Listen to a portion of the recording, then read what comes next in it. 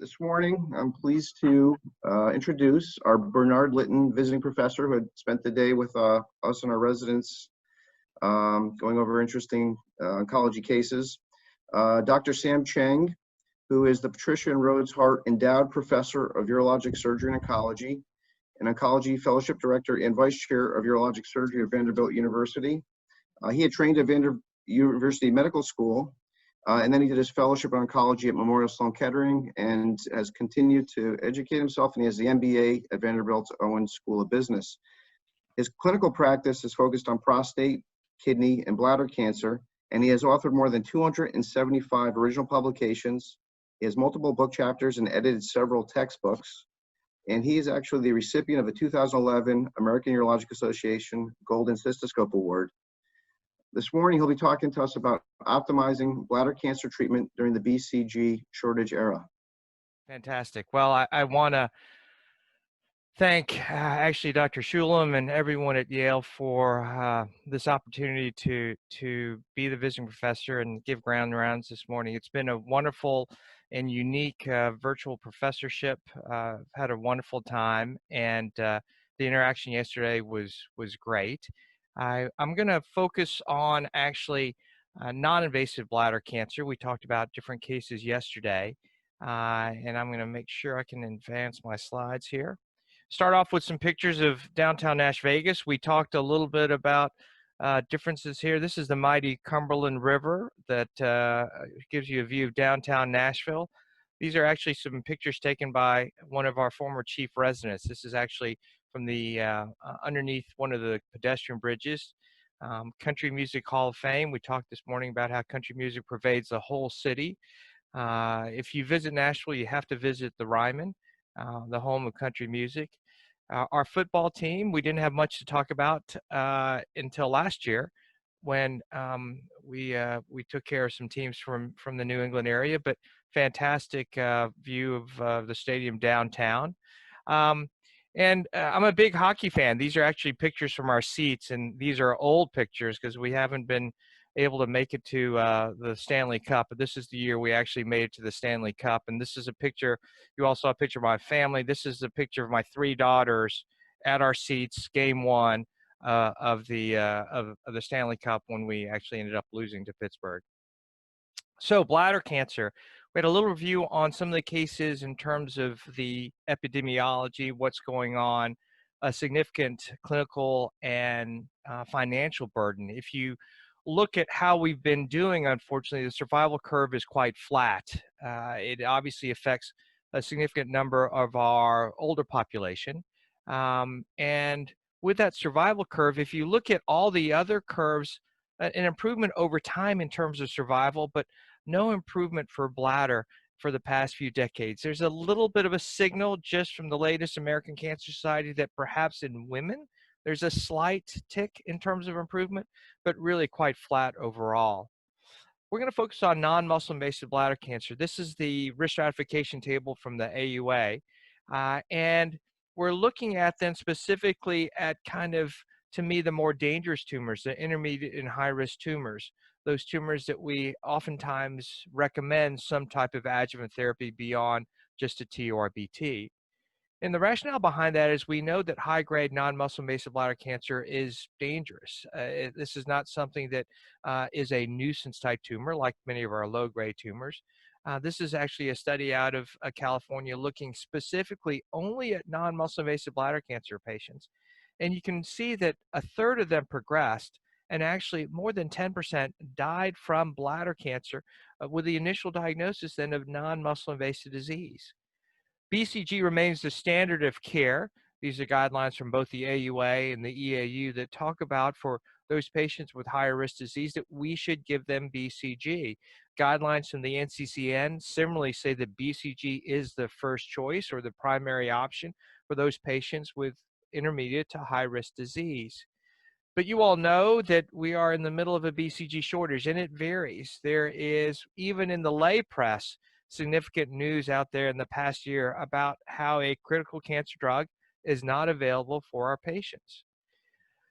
CNBC actually, I think, captures it quite well, gives you a historical summary of what's been going on. The FDA listed 100 drugs that we are actually at a significant shortage of. We formerly had two large companies that actually made the drugs, Sanofi and Merck. And then in 2016, Sanofi, actually in 2012, Sanofi had issues and then left the market, that left a sole provider, which was Merck. And the company has tried to address the shortage by doubling its capacity, by maxing out its capacity, but the shortage continues. So here's a timeline, and part of it, if you look at the bottom part of the slide, is the fact that making BCG is not the easiest thing. It takes a significant amount of time. There's certain criteria, and it's important to understand that there's not a huge financial incentive for Merck to push things even more, but they have increased their supply. So this talk will focus on things that you can do now and perhaps things you can do in the future when it comes to what can we do during this strategy or during this era, what strategies can we employ to help actually improve our chances of helping our patients.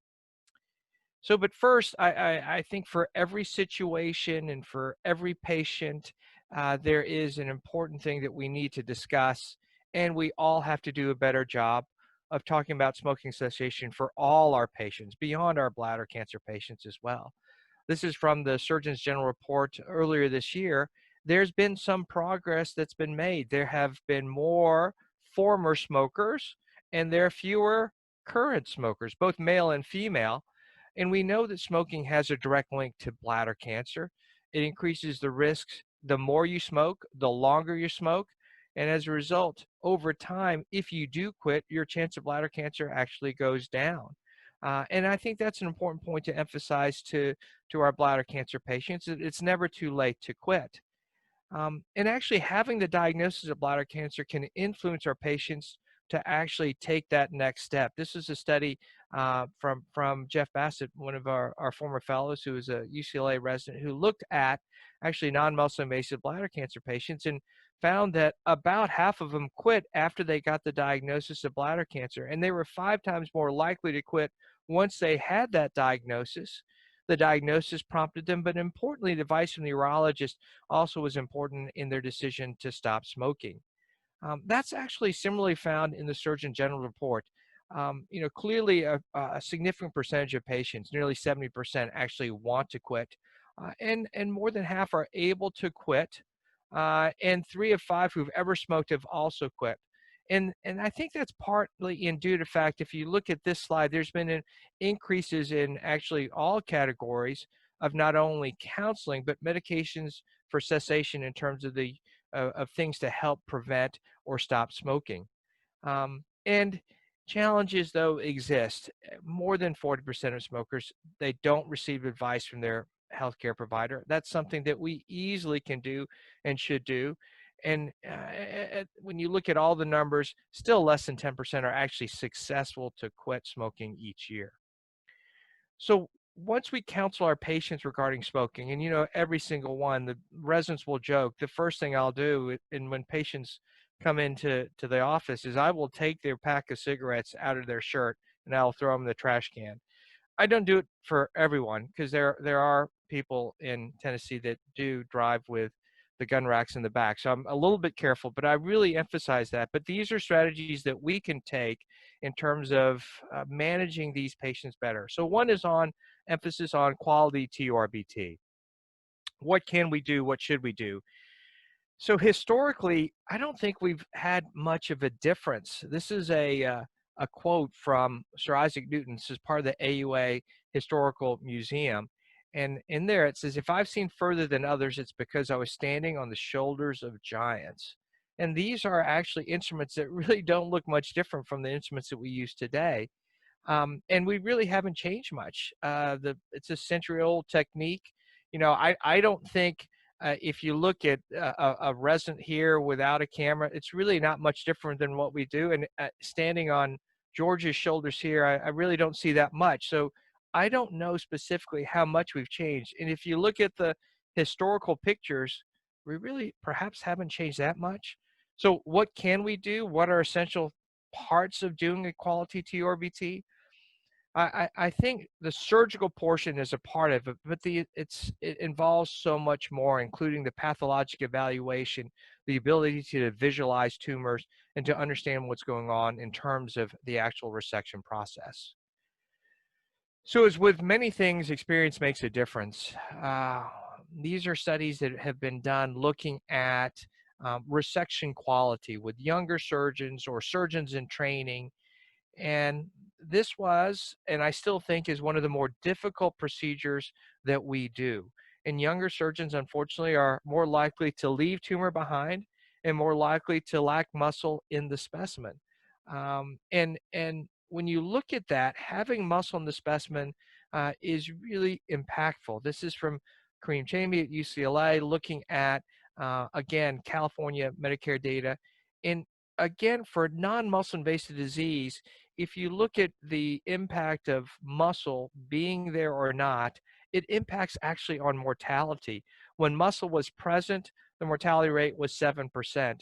But when muscle was absent and or not mentioned in the pathology report, your mortality was much higher than it was prior to therapy with the disease process. So should all specimens be reviewed by expert pathologists? The answer to that, sure. Ideally, everything should be reviewed by experts. That actually procedures should all be done by experts. But when you look at cases specifically in a non-academic setting versus looking at a GU specialist, a third of the specimens that were reviewed by this GU pathologic specialist had significant changes. And we're talking about more than 10% actually needing to pursue a radical cystectomy, and 2 or 3% actually that had a cystectomy that shouldn't have even had it. So I think a combination of understanding that and realizing for the pathologist, it's not an easy task. You have multiple issues going on, not only anatomically, but what we actually present them. I mean, this is an example of a recent TURBT. How, as a pathologist, are you going to be able to really parse out in all those specimens what's helpful? So there are definitely things that we can do to help because it is a difficult task trying to determine what's going on in a maloriented specimen without any specific landmarks. How we decide that, how we determine risk, the pathologists continue to try to evolve as well. I mean, for a patient with T1 bladder cancer, a tiny amount of T1 has to be different from a lot of tumors within different specimens. And there are many different ways to actually, in fact, measure how much invasion there is, what's actually going on. This is the latest actually from Donna Hansel's group when she actually attempted to come up with an aggregate, add up, look at the links, determine how much disease there actually is. And as a result, she came up with a formula in an attempt to give a better idea of the risk of this disease. So to me, the bottom line is when you have patients with high volume or risky disease when it comes to non-muscle disease, it's important, I think, to discuss with the pathologist the amount and degree of tumor involvement that will help decide what to do best for this patient. Along those lines of TURBT, some of the things that we have actually improved is our ability to detect tumors. The blue light technology is something that actually I think really does make a difference to increase detection and in fact decrease recurrence. This is the US FDA trial that showed that not only were you able to find more tumors, but that resulted in decreased tumor actually recurrence rates at follow-up. I mean, when you look at it, this is a white light cystoscopic picture, and if you can't see the tumor and you can see it with blue light, clearly it makes a difference in terms of being able to resect, treat, fulgurate, get rid of that tumor. What about monopolar versus bipolar? In fact, there's no real difference when it comes to side effect profile in terms of bleeding, obturator reflex, hyponatremia, but specifically and importantly, it decreases the cautery artifact, which in turn helps our pathologist, which in turn helps us get a better idea in terms of what's really going on with this patient. A different technique that is getting a lot of press just in the past year, multiple AOA abstracts, multiple articles out there, talking about we should be doing actually a different type of resection. What other tumor do we actually just chop away at, let it scatter all around, and actually think that we've done a good job? So this is a technique that we've started using actually in animals. It's been actually used in Europe using a device that actually helps insufflate with a small amount of liquid, of saline, that helps raise the submucosa, and then you basically shell out the tumor. And hopefully you get a specimen like this without any evidence of any cutting across the tumor, tumor scatter, and actually getting a well-oriented specimen for our pathologist. Let me see if I can show. This is a video here of the device actually raising the flap, and then from that point on, then being able to actually remove the specimen of concern. So my key points then to performing a quality TRET: used enhanced techniques that are there, but I'm always judicious in terms of the technology. We don't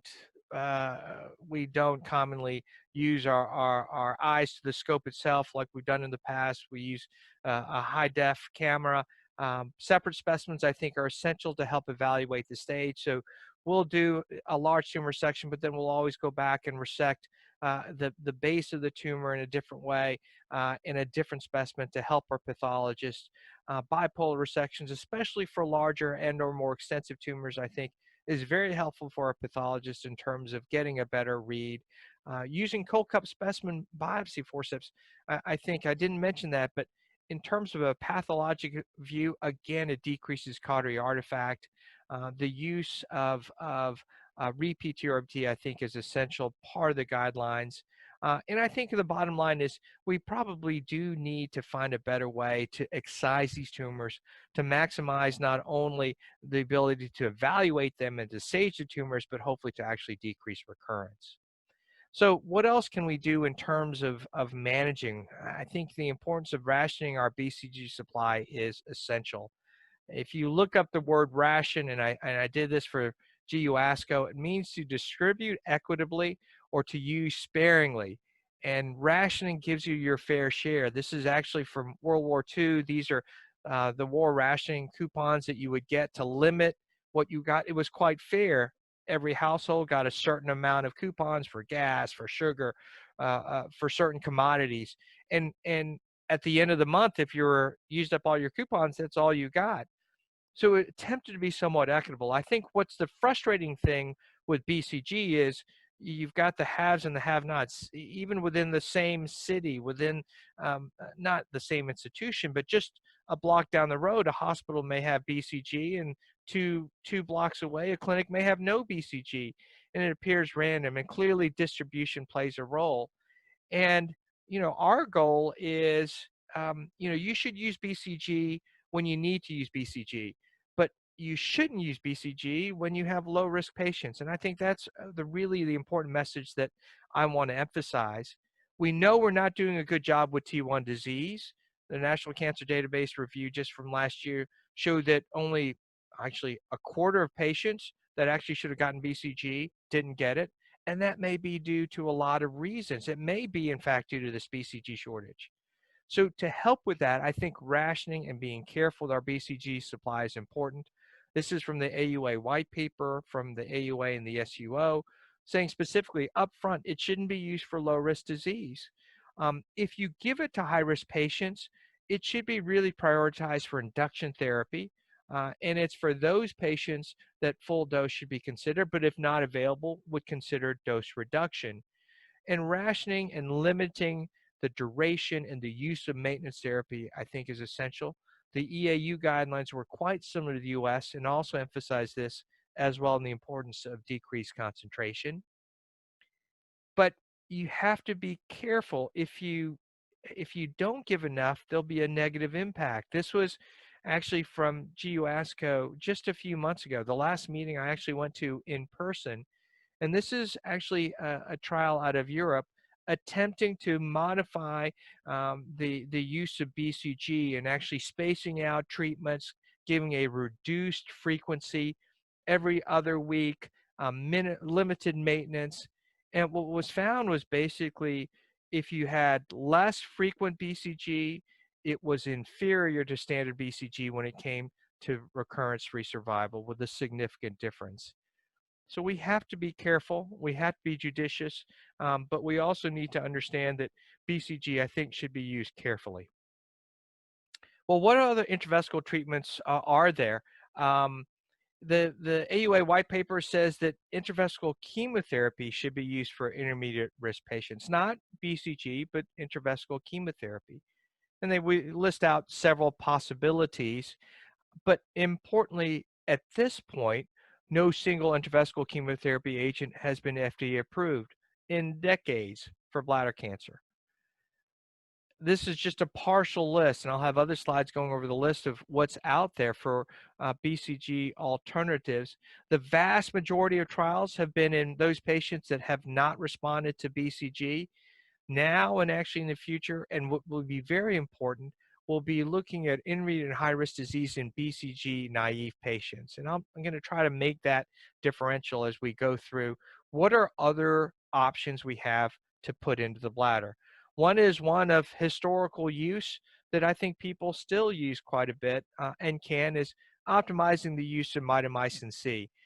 This was a randomized controlled a trial looking at upfront Mitomycin versus a optimized regimen. Now, the majority of these were low grade, and there was increased side effects associated with this, but the optimized regimen, as you all are probably familiar with, is increasing the concentration, doing dehydration basically the night before and the morning of, alkalinizing the urine, and in attempting then being careful with all those things, you see the difference in terms of an optimized versus a standard protocol, a significant decrease in terms of recurrences when you use the optimized therapy.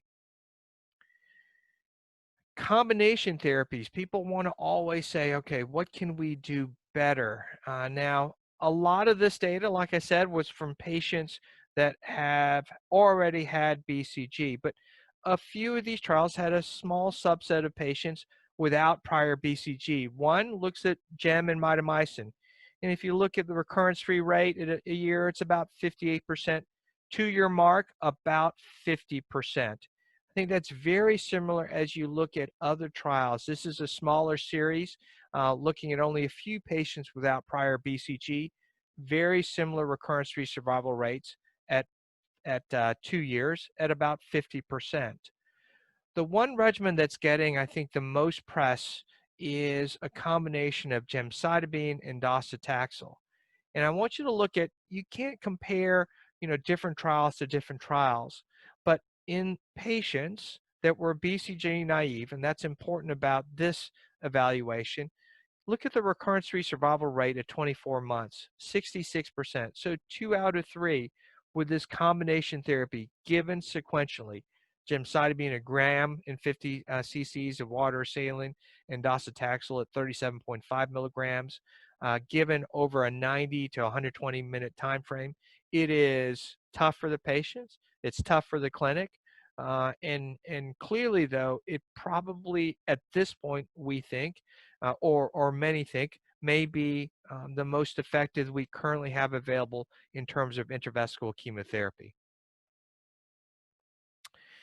So looking at that, this is actually Mike O'Donnell's work. You have side effects, no different really from the other side effects that you would see with intravesical therapies. And importantly, I think the fact that only 3% stopped treatment after successful induction and only 3% discontinued during induction gives you an idea that it can be tolerated. An option that we don't have in the US currently available, although under trial, is actually combining a chemotherapy agent with actually heat. Why heat? Increase the absorption, increase the penetration of the chemotherapy agent. This is a study out of Europe looking at actually BCG versus combination of heat therapy with a Synergo device. That's a device that actually gives heat to the bladder area. And by doing that through a special Foley catheter, you seem to get better absorption and you seem to have actually beneficial response. Recurrence-free survival in this cohort at 78%. Again, difficult to kind of compare. If you look at BCG naive patients with CIS 40, this trial actually showed an 84% single institution looking at the impact of chemo hyperthermia. But how about for the BCG unresponsive patients? We had thought perhaps this was going to be very effective, but a recent trial showed that it really wasn't much better than actually giving more BCG. So I think the jury's out to whether or not this is something that can be or will be the panacea that we're looking for, but it definitely deserves trial. So what do I think in terms of intravesical therapy alternatives? I think for lower risk disease, papillary disease, low grade, optimized mitomycin C makes sense, has been effective. I do worry about the side effects. In terms of high risk disease, if BCG is not available, I think combination chemotherapy seems to be the best alternative as opposed to a single agent. And at this point, it seems perhaps that gemcitabine and docetaxel may be not only the most effective, but also tolerated. And currently, chemohypothermia is not available in the US. We can't talk about non-muscle invasive disease without at least considering radical cystectomy, especially for high-risk disease. The AOA white paper again emphasizes the fact that for certain patients with high-risk features, timely upfront T1 disease can be perhaps best treated with radical cystectomy. That definitely takes into account different risk factors as well as different types of variant histology. This is a slide that Josh Meeks actually was kind enough to lend to me, and this is a breakdown of perhaps we can look at T1 as high risk and very high risk and take into account certain features that we don't like lymphovascular invasion or variant histology or a combination of size, depth of T1 involvement in CIS. And importantly, though, I think Josh has actually gone beyond this. This is actually a heat map showing the differences in terms of genetic profile. And what Josh has done is looked at tumor mutational burden and whether or not it helps predict who is going to do well or who's going to recur after BCG. And what he found was actually that the patients that developed worse disease or metastatic disease actually had fewer mutations during their evaluation as opposed to more mutations. So that perhaps can help predict upfront, okay, what's going to happen to these patients as they respond or don't respond to BCG. So I think we need to go beyond my simple nomogram that I've shown for years. Certain patients should obviously be considered for timely upfront cystectomy. We've got risk factors, pathologic, but I think beyond that, the ability to determine upfront, higher up on the stream of development of disease, will do a better job of who are those patients that are most likely not to respond to intravesical therapy and most likely to be benefited by proceeding with initial cystectomy. So this is one of my happy patients that I did throw away his cigarettes, and this is a t-shirt he wore. We got to be friends after a year, and that is known as Tennessee Skinny. Okay, just to keep that in mind. What about enrolling in clinical trials? I think that's an essential part of what we need to do because that's where we go in terms of developing our next therapies. And this is just a partial list of non-muscle invasive disease. I gave you a short little snippet of things that were going on before. This is just a partial list of current trials looking at non-muscle invasive bladder cancer, the vast majority that look at actually different types of not only intravesical therapies, but systemic therapies as well. One that I think is important that should be encouraged, especially since we're in the middle of this BCG shortage, is led by Rob Svatek, looking specifically at different type of BCG strain and actually what to do with that, with perhaps actually priming the system with a dermal injection. So this is actually the breakdown. It's Tice BCG, our currently available Merck brand in one arm. The other arm looking at specifically a Tokyo strain BCG, and then finally, whether or not doing an intradermal injection makes a difference.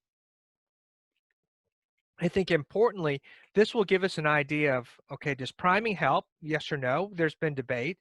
And then whether or not we can have an alternative to actually BCG.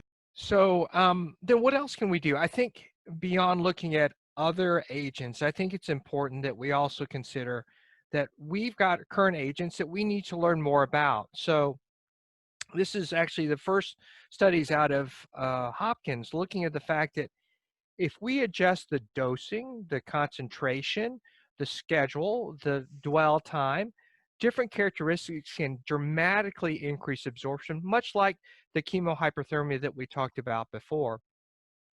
In addition to that, I think importantly, doing simple studies of the fact that, all right, if we actually intensify our mitomycin dosage, and this is actually giving a treatment where we in fact give more mitomycin at different time periods at a higher dose, that actually tumors that were present were in fact being able to uh, be obliterated just with chemotherapy placement. So being able to look at our current agents and improving that, I think, is actually very helpful.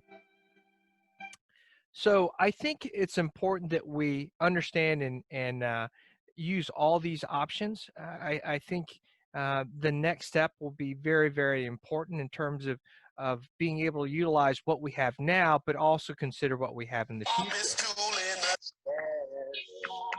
So if what about if the patient is BCG unresponsive? I'll get through this quickly for you guys here. I think this is a nice table in terms of a breakdown of what can be done. Up front, cystoprostatectomy we talked about for high-risk T1 disease, but for those who are unresponsive to BCG, it has to be considered. It is the recommended treatment option for those patients according to AOA and EAO guidelines, as well as the NCCN guidelines.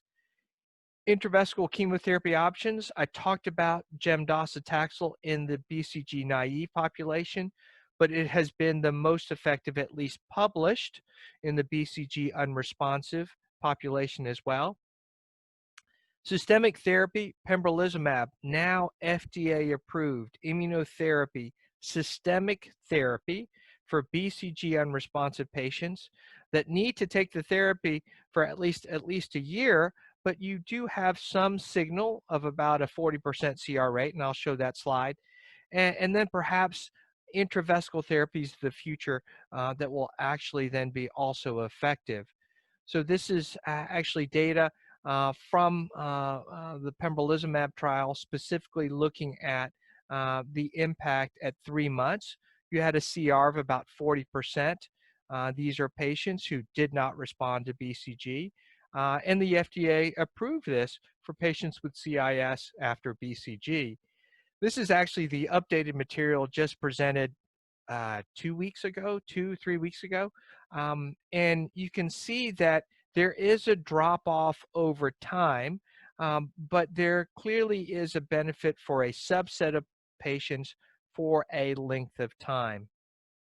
If you look at intravesical therapy options, I think the most exciting that will likely get FDA approval in the near future is the Adstiladrin medication, which basically is a gene-based therapy looking specifically at strengthening the capability of interferon to help in terms of, again, treating patients with BCG unresponsive disease.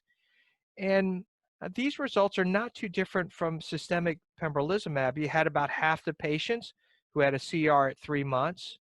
Again, there was a drop off over time, but overall, about half of those patients that had a CR were able to maintain their CR at 1 year. Importantly, these patients actually, in fact, got maintenance Adstiladrin. So I think it's important to realize there are a lot of options here. And I wanted to end here by going over some conclusions. But before I gave my conclusion slide, I think one of the most important conclusions I had was I want to make sure that I really appreciate the opportunity to present. And this is the type of crew that you guys have here. I don't know if you guys can see that, but this is actually available online, and I got a taste of really what Yale was about, and I enjoyed very much the chance to interact with everyone. But in conclusion, if you look at non-muscle invasive bladder cancer, there are things that we've done historically that we really haven't changed, that we honestly need to improve. But there's so many exciting things that I think will give us an opportunity to better identify these patients, perhaps with different diagnostics, evaluation with urinary markers, enhanced cystoscopy that's now available in the office. The next step beyond that is, okay, if we find a tumor within a patient, we have to do a better job in terms of risk stratification. We have histopathologic variants, we have pathologic concerns, but we need to do better in terms of being able to actually analyze that, but also then understanding the impact of the genetic factors and drivers that really change the nature of disease. And then once we treat these patients, I think we need to do a better job of surveillance individualization is what I have. Of low risk patients, they really should have less follow-up, less intensive care. But for those high risk patients, we can intervene early, we can find disease early before they progress to muscle invasive disease. It clearly makes a difference. I think as clinical trials mature and accrue, our endpoints are going to continue to change and alter. I think that's one of the most frustrating things that the FDA has put out to different companies is that over time they've given us a moving target. Specifically for BCG type studies is in comparisons of, is it a complete response rate at a certain time period? Is it a complete response at any time? Is it what's happened at 1 year? Is it what's happened at 2 years? So I think trials are going to need to understand and incorporate a variety of endpoints and understand the importance of that. And then the bottom line for all our patients, the vast majority who smoke and who are still smoking, smoking cessation should always be discussed and should always be emphasized. So I'm going to stop there, and I'm happy to take any questions. And again, I just want to thank all of you all for the opportunity. I really miss being with you guys in person. I hope you have an idea that I really enjoy the interaction and discussions as much as anything. Giving talks I think are important, the didactic lectures, but it's really discussion and interaction that's really important. So hope to see all you guys in the future. I put out on social media that I do owe all the residents a drink of their choice, whatever it may be, a coffee, a latte, something stiffer, any of that. I promise you, if you walk up to me at any meeting, I will buy you that drink. Thank you again.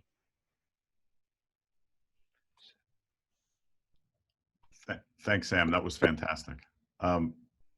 Quick question. Sure.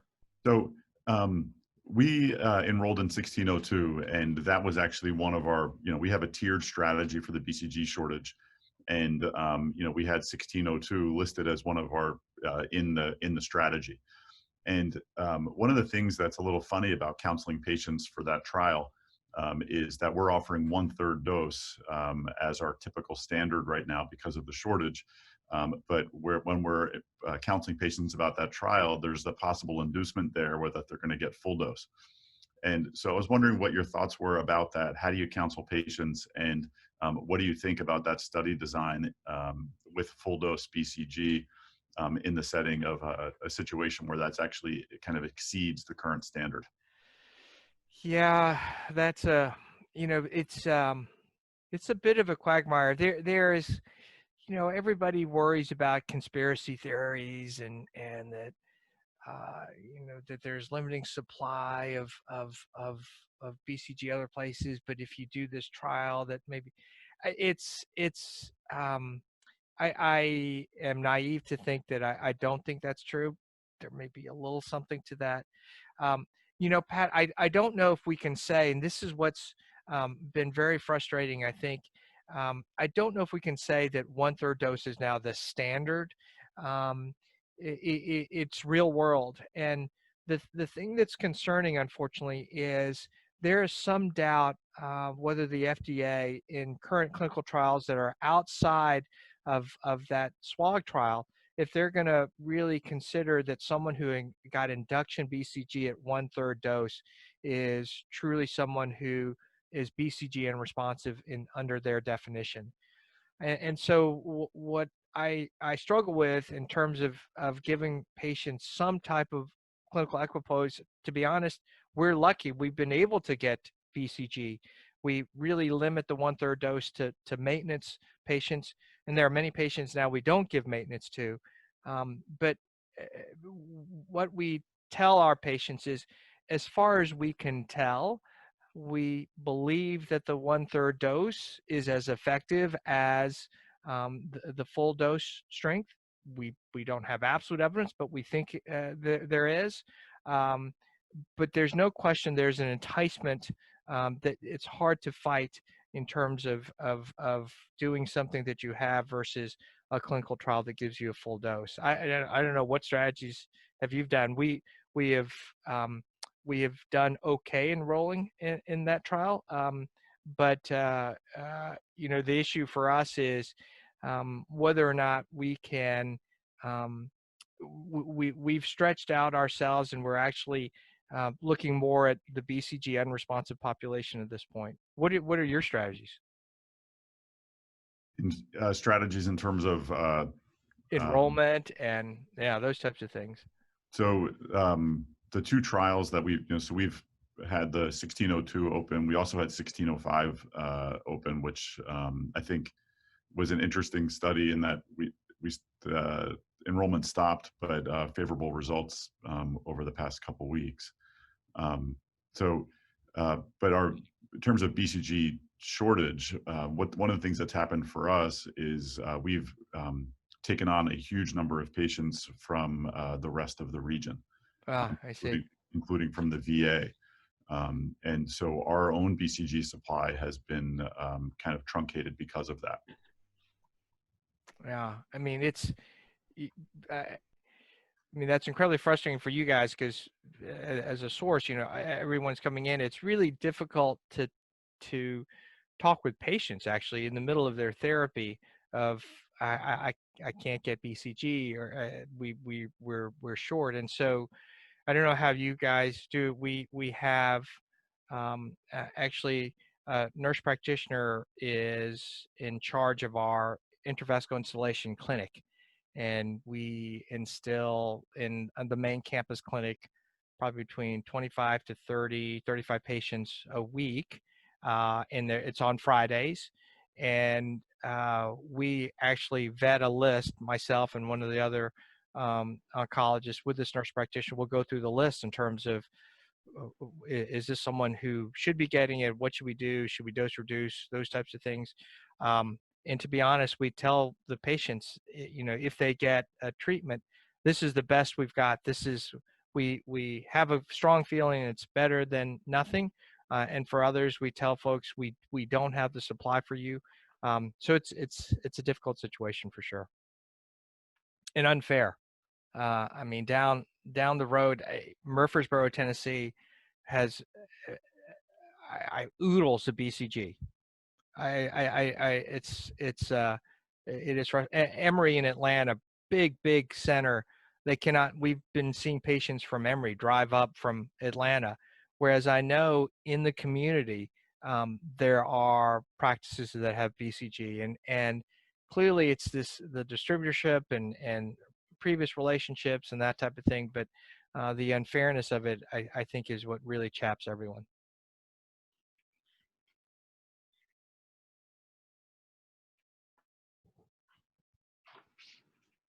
So can you tell us a little more about that hybrid knife? That looks kind of interesting. And how do you get a full tumor specimen out if it's sort of a full-size tumor?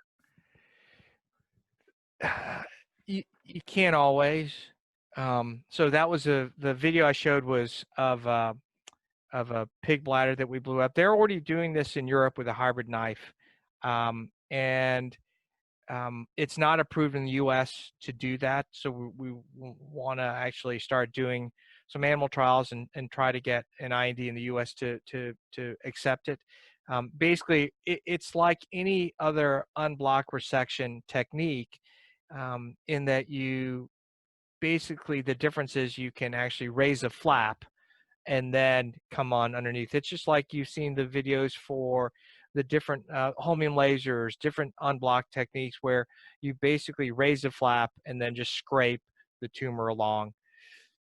We've started, or I've been trying to encourage some of our guys, we started just a small group of, unblocked resection. I say that's a great idea. In reality, there are, I would say, a minority of, I wouldn't say minority, but maybe 50, 60% where unblocked resection makes sense.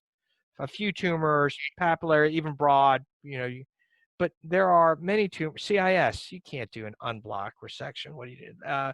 Multifocal disease, people coming with, you're not. So, how you treat those bladders, I think it's a select number of patients that can have this technique. If you can do it, I think it's great. I think it's fantastic. The pathologic specimen of what we did from the pig bladders is fantastic. I mean, there's with that raising of that with the saline of the submucosa and the T1 layer up, you get a little bit of heat on the muscle, but everything up above that is fantastic.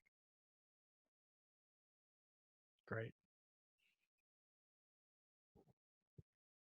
Sam, can you tell us how how you choose how you order Pembro, in what order you place Pembro versus Gem dose for people who are not responsive to BCG?